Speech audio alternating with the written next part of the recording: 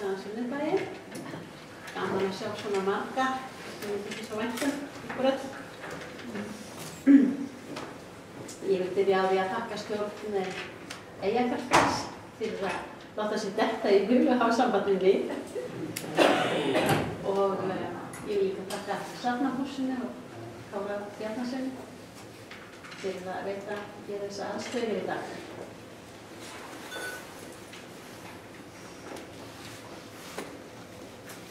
Já, ég heiti Guðrún Bjarnarsdóttir og ég fædd 1955.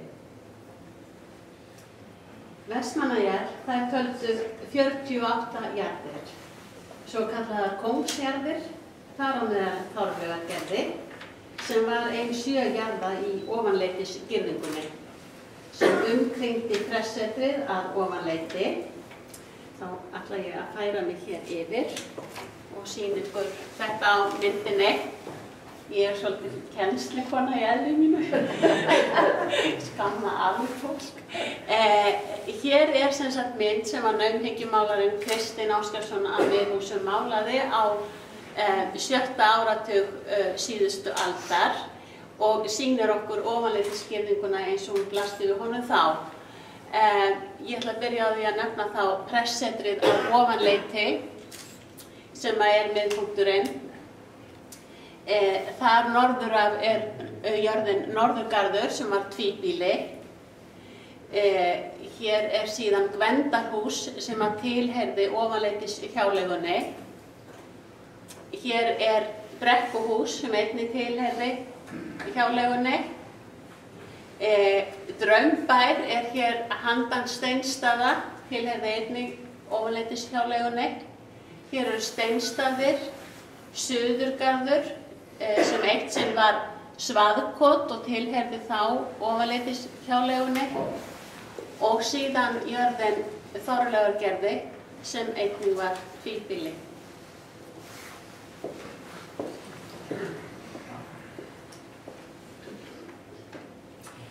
Og eins og, já, Steinstaðir þeir sem sagt komu til síðar og töldust ekki til kóngsjarða og það gerði heldur ekki Lyngfell né vitavarðarbústaðurinn í Stórhöfða. Við stofnun lýðveldisins færast eignir dönsku krónunnar til ríkisins og kóngsjarðir verða ríkisjarðir. 1970 færast þær hér til Vestmannaeyjabæjar. Þorleifsgerðis getið í elstu heildarskrá jarðir 1507 en búseta trúlega mun eldri en svo. Jörðin var metin sem fyrirtaksbújörð á vestmanneyskan mælikvarða með 3 til 4 kúgildi og 50 ær. Ábúendur hafa búið á Þorleifsgerðisjörðinni óslitið í 4 kynslóðir í hátt 2 aldir sem afkomendur Benedikts Guðmundssonar og Þóru Pétursdóttur sem eignuðust einn son, Pétur Benediktsson. Þóra var síðan ættmóðir stórætta í Eyjum, meðal annars Holtsættarinnar, Vesturhúsaættarinnar og Sælundsættarinnar og enn á Þorleifsgerði ábúendur og fjárbúskapur. Benedikt þessi drukknaði ungur en hann var bróðir Guðmundar Guðmundssonar, guldsmiðs í Þorleifsgerði. Fyrir rúmri öld reisti Jón Pétursson þá ábúandi í Þorleifsgerði núverandi íbúðarhús byggt af hlunnundum jarðarinnar, rekaviði sem rak á Suðurfjörur og klárinn hans dró heim. Skip byggði hann í Kattarklettsvirkjunu. Jón þessi Pétursson tók að sér 2 ára systurson sinn, Jón Guðjónsson frá Oddsstöðum og ólst hann upp í Þorleifsgerði hjá þeim Jóni og Rósu Eyjólfsdóttur, ættaðri frá Kirkjubæ. Hann átti eftir að verða afi minn og þegar ég fæddist var hann ábúandi í Þorleifsgerði. Hann var þá nýorðinn ekkill. Kona hans og amma mín var Guðrún Jónsdóttir frá Suðurgarði sem lést 47 ára gömul 1953 og skildi eftir sig eiginmann, 19 ára dótturina og móður mína, Ingibjörgu, og 11 ára soninn og móðurbróðir minn, Sigurgeir, auk uppeldisdótturinnar Önnu Oddgeirs frá ofanleiti.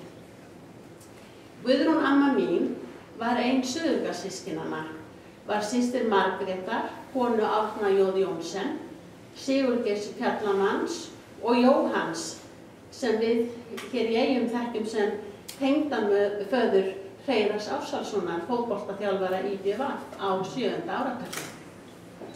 Móðir mín, Ingibjörg Jónsdóttir, flutti með mig sem unga barn inn á heimili föður síns í Þorlaugargerði ásamt kærastanum, Garðari Arasyni frá Akureyri, sem komið hafði hingað á vertíð og kynstinni. Afi minn og foreldrar mínir ólu mig upp og komu mér til manns, auk annarra áhrifavalda, meðal annars Svölu frænku minnar í Suðurgarði og Sigurgeirs móðurbróður minn.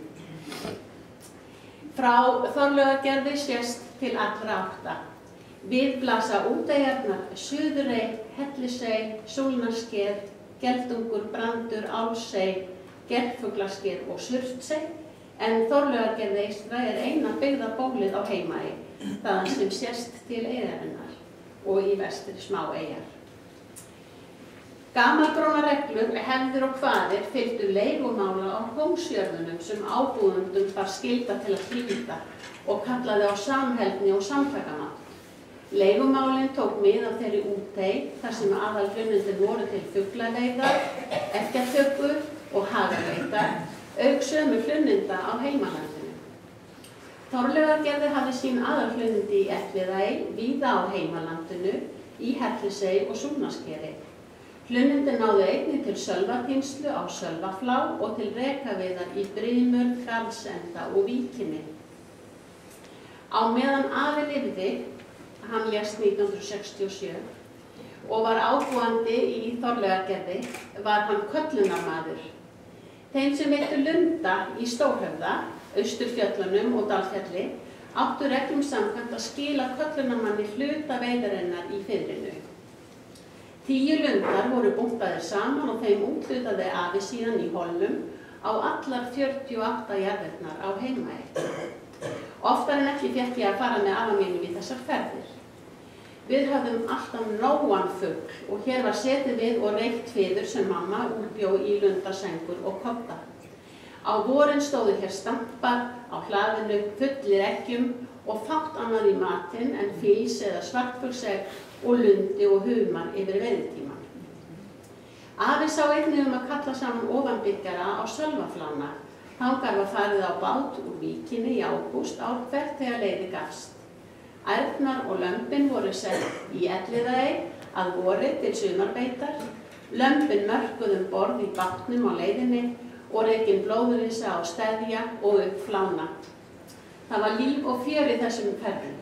Þarna voru samankomnir margir bræður og venslafólk afa frá Oddsstöðum sem var ættaróðal mömmu í föður og frá Kirkjubæjunum og þetta voru öll hinn mestu partí í Jón. Öll hlunnindi og nytjar í Bjarnarey tilheyrðu 8 jörðum fyrir ofan hraun, þar á meðal Suðurgarði sem var ættaróðal móðurfjölskyldunnar minnar. Með frændum mömmu, þeim Siffa og Súlla, sonum Árna og Margrétar í Suðurgarði, gekk pabbi til þess við Bjarnareyjafélagið og var þar bæði í lundaveiði og eggjatöku. Í Bjarnarey var ég með fjölskyldunni í bóng og blíðu á Pikiníi miðjan júlí 1968 þegar vatnið kom til Eyja, en það átti eftir að dragast nokkuð þar til lindarvatnið streymdi úr krönum ofanbyggjara. Búskapur var stundaður á flestum jörðum fyrir ofan hraun á meðan ég var að alast upp, kýr í fjósum, hænsn á flestum bæjum og nokkuðum fé. Afi var fjárbóndi og skipasmiður eins og forfeður hans. Samhliða stunduðu jarðarbændur aðra atvinnu ýmist til sjós eða í landi. Fólkið í kringum mig hafði tröllatrú á því sem jörðin gefur til matar og á villtum jurtum til lækninga. Þá var kálgarður sjálfsögð breyta í ráðdeild hvers ábúanda á jörðunum. Ofanbyggjarar voru sennilega hipsterar löngu áður en hugtakið var til. Í Þorlaugargerði hefur það ekki breyst nema síður sé. Kartöflur frá Stórhöfða útsæðinu, rófur og gulrætur fylla þar enn rófukofa að hausti, salat, rabarbari og fönn, skorin margoft og grænkál í desum framöndur jól. Saft á flöskum, piklis og sultutau á krukkum. Við tínum viltarjurtir, sötrum beiskseiði og sæt blóðbergsti á sumarkvöldum í glóandi sólarlögum vesturheimsins fjarri heimsins glaumi.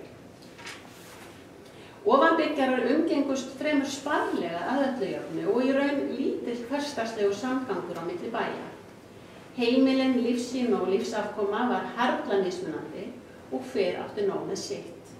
En það var samt alltaf vinátta og samgangur við Svölu frænku í Suðurgarði og góður kunnskapur var við Vitaverðin í Stórhöfða.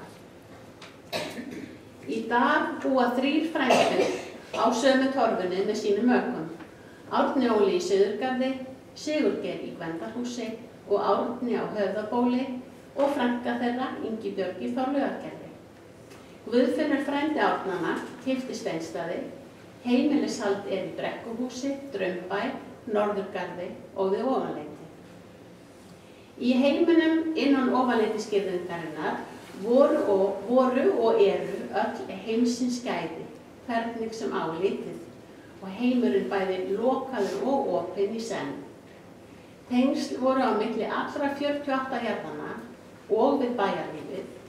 Móðir mín, hún vann til dæmis á símstöðinni og hún var líka hjá Jónu á Berg. Og faðir minn var í Kaupfélaginu. Og afi minn, hann var hjá Gunnari Marel í Slippnum. Og líka vegna skyldleika milli jarðanna. Svoleiðis voru tengsl Þorlaugargerðis sterk við Suðurgarð, Gvendarhús, Landlist, Oddsstaði, Kirkjubæina, Sælund, Búastaði og á Miðhúsum, hjá Kristni, málara, bjó Finna frá Þorlaugargerði. Margir bæjarbúa höfðu aldrei komið suður á eyju og fannst ofanbyggjarar jaðra við annan þjóðflokk. Okkur fannst við ósköp venjuleg. Upphaflegi inngangurinn inn í Ofanleitisgirðinguna var í gegnum norðurhliðið neðan Norðurgarðs. Á heimleiðinu og barnaskólanum gekk í stundum gömlu traðirnar sem lágu meðfram Ofanleitistúngörðunum heim að Þorlaugargerði.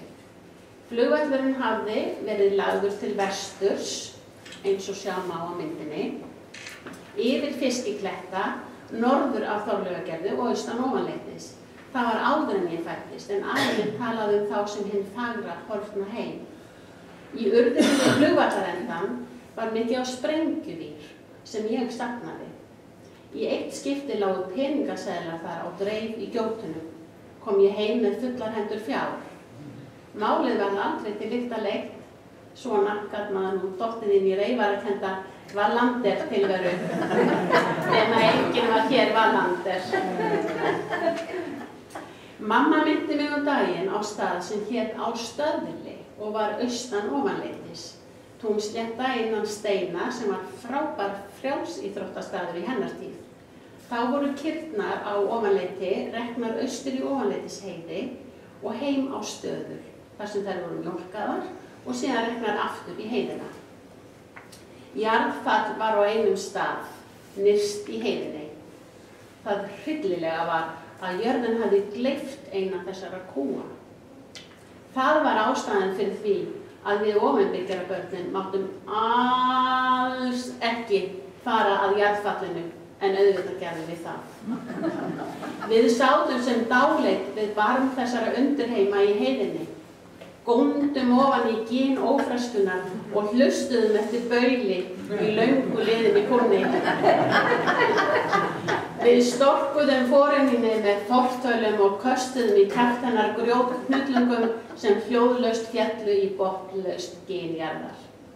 Einnig létum við tælast fram á Hamarsbrún af bústnum krækiberjum í Ofanleitishrauninu að fornbóðnum undirheimum í sprungum á ystu nöf. Af þessum sprungum máttum við alls ekki fara, en auðvitað gerðum við það. Sjógstunur og illfeli undirheimana settu til sín ofanbyggjarbörn í Berjamó. Í klettunum kringum Þorlaugargerði var fullyrt að byggja álfar og huldufólk.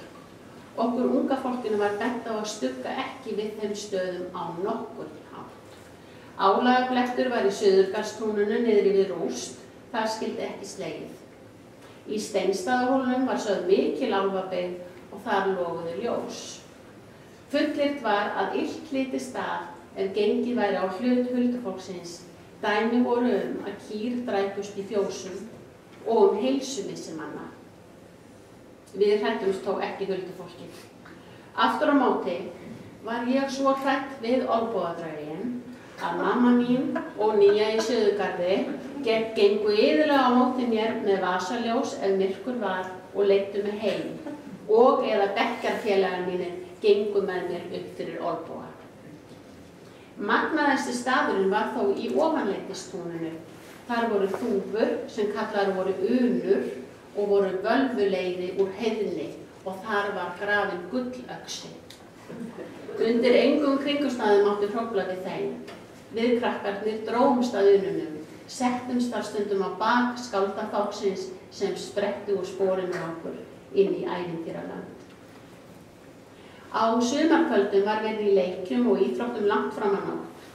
Lágnættið ómuðu heimköll mæðranna og runnu saman við dýrðing í lófunnar og fin hrossagauksins.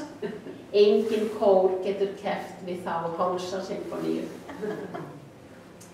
Ofanbækjara krakkastóðið safnaðist líka saman á kvöldvökum í hlöðum án aldurstakmarks. Þar voru ómálga börn innan stálpaða táninga. Dagskráin var auðvitað sett af elstu töffurunum með atriðum við þeirra hæfi. Í Gvendarhúshlöðunni var keppt hver gæti setið lengst á baki kálfs sem nauðugur var dreginn þangað inn. Þegar lítið hey var í ofanleitishlöðunni fór fram kortaslagur á háum loftbyttunum. Aðal kikkið var samt í Draumbæjarhlöðunni með keppni í hryllingi og getur Stephen King farið og lagt sig. Liðlega helmingur samkomugesta voru út meðvitundarlaus eða á bara með taugaáfalls eftir kverkatöku drauga og forinja, glamur í beinagrindum og glóandi upptóktir, ámátleg kattarvein og spangól með þeim skilyrðum að kjafta ekki frá.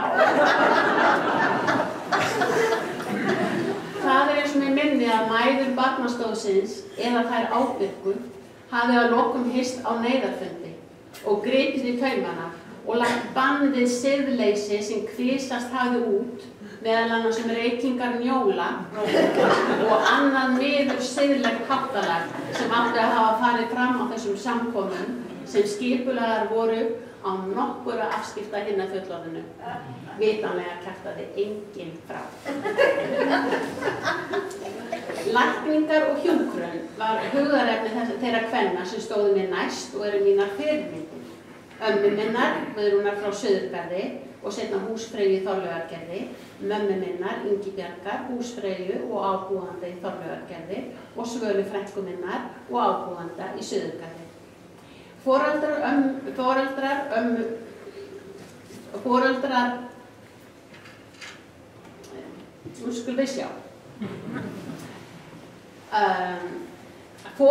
ömmu og afi og amma, mömmu og Svölu voru læknar af Guðs náð. Í eftirlátnum munum langömmu minnar, Ingibjargar í Suðurgarði, voru bíldur og horn, lækningatæki sem þau hjón höfðu notað við lækningar og blóðtökur. Lækningarnar höfðu þau lært af Guðmundi, föður Jóns, á Vaðmúlastöðum í Landeyjum og hans lækningatól sem varðveitt eru hér á Byggðasafninu. Amma mín og mamma erfðu þessa hæfileika og frænkur hennar, Áslaug, dóttir Margrétar í Suðurgarði, og Selma, dóttir Margrétar í Gvendarhúsi, systir Guðmundar í Landlist, og þær menntuðu sig í hjúkrun, en Guðmundur læknir þessi var langa við þeirra allra. Fanney Ármannsdóttir á Kirkjubæjarbrautinni frá Þorlaugargerði, kona Sigurðar Jóelssonar frá Sælundi, kunni skil á lækningajurtum sem uxu á eynni og útbjó þingtúrur, meðal annars af njólarót. Evlalía Nikulásdóttir, einsettu kona frá Móhúsi á Kirkjubæ, andaðist háöldruð hjá Guðjóni langafa mínum á Oddsstöðum, skömmu eftir aldamótin 1900. Evlalía var annáluð lækningakona. Hún blandaði smyrst úr villtum jurtum, skeljum og krabba sem rak á fjörur og blandaði við fílafeiti og hjúkraði holdsveikum syni sínum. Karlarnir og fyrirmyndirnar, afi minn Jón Guðjónsson í Þorlágargerði, langafi minn, eða öllu heldur langömmubróðir minn Jón Pétursson í Þorlágargerði og langafi minn Guðjón Jónsson á Oddsstöðum, voru annálaðir hægleiksmenn á tré, skipasmiðir, afburðafjalla og sigamenn og allra lunda veiðimanna slingastir. Og ekki má gleyma Sigurgeiri ömmubróður mínum í Suðurgarði, einum fræknasta fjallamann Íslands. Pabbi minn og bróður minn Friðrik hafa einnig verið liprir með lundaháfinn og Friðrik fimur sem fuglinn í bjarginu. Pabbi minn Garðar Arason, ábúandi í Þorlágargerði, er flinkur verslunarmaður, kominn af eyfirskum verslunararfi og móðurbróðir minn Sigurgeir Jónsson í Gvendarhúsi er afburðakennari, fær rithöfundur og íslenskumaður. Nokkuð eftirsótt var að kvikmynda okkur ofanbyggarakrakkana, þó það væri löngu fyrir kvikmyndaævintýri á borð við Game of Thrones. Nýlega fannst í útlöndum kvikmynd af björtum ungmennjum á Íslandi sem enginn kunni skil á. Hófst á mikil leit sem endaði hér í Vestmannaeyjum. Í ljós kom að þetta voru álfkonulíkar systurnar í Draumbæ í Blómabrekkunni og sunnanbolan bærðist í ljósum lokkum og sumarkjólum. Bæta má við að eitt sinn vorum við Friðrik bróðir minn send eftir mjólkurbrúsanum við afleggjarinn á Brekkuhúsi. Líf okkar ofanbyggjarakrakkanna gekk nefnilega mikið út á sendiferðir á milli bæja. Eftir að kúabúskap var hægt heima í Þorlágargerði fengum við mjólk frá kúnum hennar Eljar í Brekkuhúsi. Við vorum þreytt á að vera að burðast með brúsann og þar sem Gilli frændi í Suðurgarði, bróðir Svölu, hafði smíðað forláta kassabíl handa honum bróður mínum, fannst honum tilvalið að nota hann sem mjólkurbíl líka. Við komum okkur síðan fyrir með brúsann í kassabílnum við afleggjarinn á Brekkuhúsi og stímdum niður Gvendarhúsbrekkuna, fram hjá huldufólkinu í Herdísarhólnum og beygðum inn á afleggjarinn heim. En þá ber að Amerikanar með kvikmyndatökuvél sem höfðu síðan til okkar.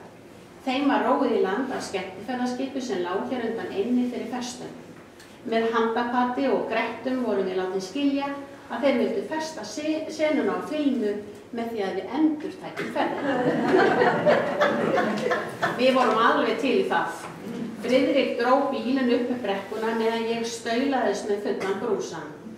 Við sátum að nýju tilbúin í kakkanum með brúsann og svo kom ræs frá könunum. Drekinn skreið af stað og þar sem við vorum í mynd ákvað bróður minn að gera þetta með stæl og ég setti upp dulúðuga brosið. Oft velti lítil þúfa þungu hlassi. Steinn hljóp í eitt hjólið með þeim afleiðingum að bíllinn steyptist á hliðina. Við systkinum féllum í rykið og sátum eftir í mjólkurpolli. Kvikmyndateymið yfirgaf okkur alsælt við nokkrum bandaríkjadölum ríkari en skiluðum heim tómum brúsa til mömmu. Þetta var sem sagt Hollywoodmyndin Casablanca með Friðriki Bogart og Gunnu Bergman. En bíðum við samt eftir frumsýningunni. Einn slagviðrisdaginn er ég niðri við Norðurgarð með fulla tösku af dagblaðinu Vísi sem ég bar út á bæina. Norðurgarður eystri fékk sitt eintak en ekki vildi betur til en svo að í snarpri vindhviðinni missi ég tökin á blaðatöskunni.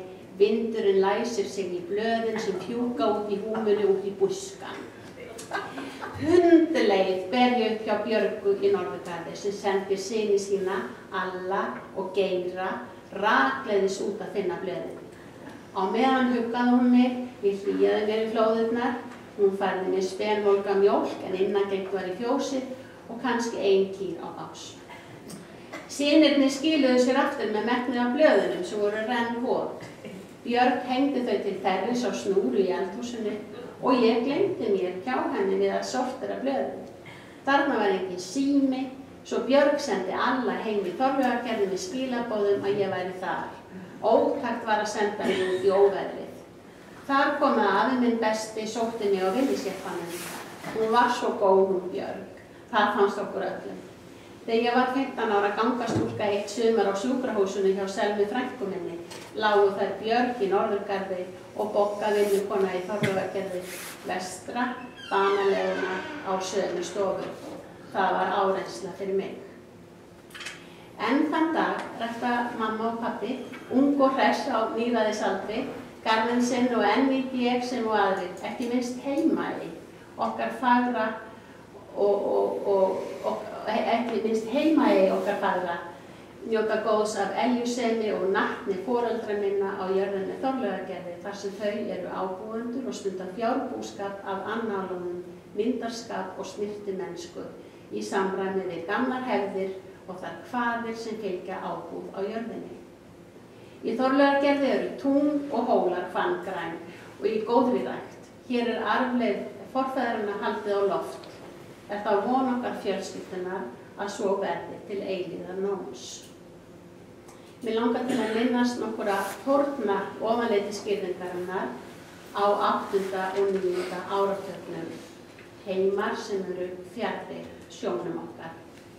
Norðurgarður eystri, Norðurgarður vestri, Pressetrið að ofanleiti, Kirkjugarðurinn að ofanleiti, friðlýstur af Matthíasi Þórðarsyni, þjóðminjaverði, Húsagarðurinn að ofanleiti, kringum Svalbarða, Brunnurinn að ofanleiti, Vatnsból og Ofanbyggjara, Gvendarhús og Litla Gvendarhús, Draunbær. Það sem bindur mig við eyjarnar eru manneskjurnar, þið, foreldrar og fjölskylda, arfleifð feðranna og náttúran.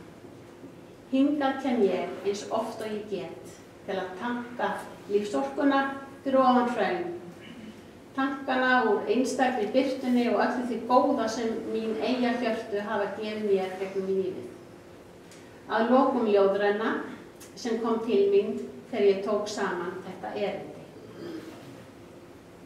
Ég þræði hrossamál með hálíngresi og ilmrei og baldýrafald Maríustakksins.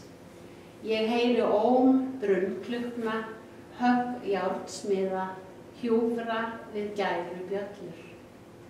Ég dvel í dái óminnishegrans, mig dreymir siglandi fíla, öldur sem brotna á hafsúlum vænghafsins og drektar sorgir í sjó svölunar.